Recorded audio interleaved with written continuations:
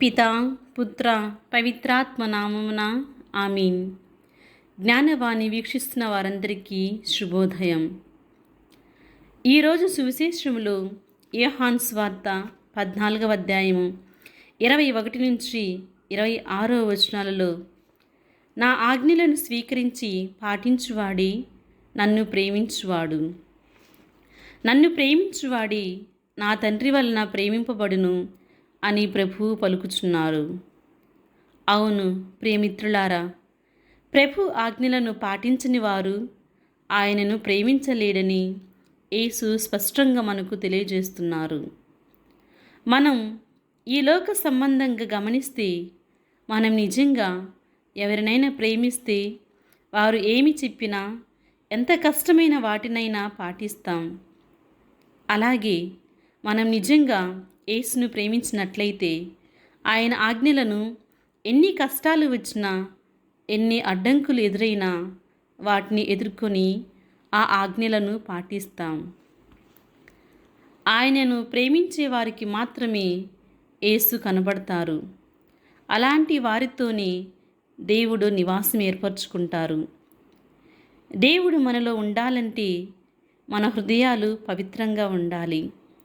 మనం పవిత్రంగా ఉండాలి అంటే దేవుని వాక్యం శ్రద్ధగా విని మన జీవితంలో పాటించాలి. అప్పుడే దేవుడు మనలో నివసిస్తారు.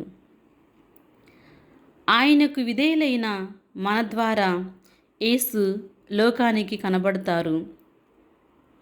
26వ వచనంలో, ప్రభు నామమున తండ్రిచే పంపబడిన ఓదార్చువాడు అనగా పవిత్రాత్మ మీకు సమస్త విషయాలను బోధిస్తారు అని చెప్పబడి ఉంది.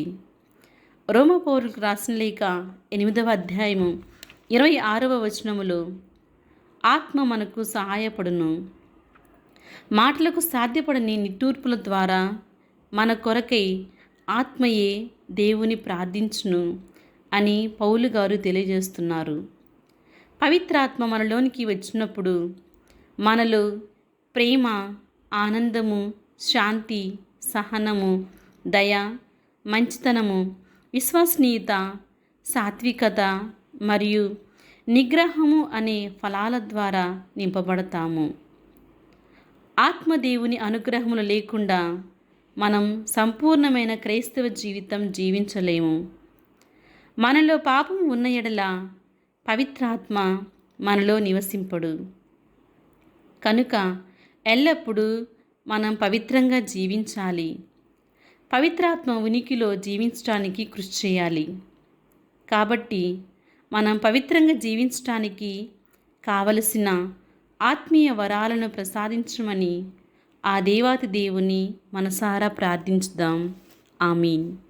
పితా పుత్ర పవిత్ర ఆత్మ నామమున ఆమీన్.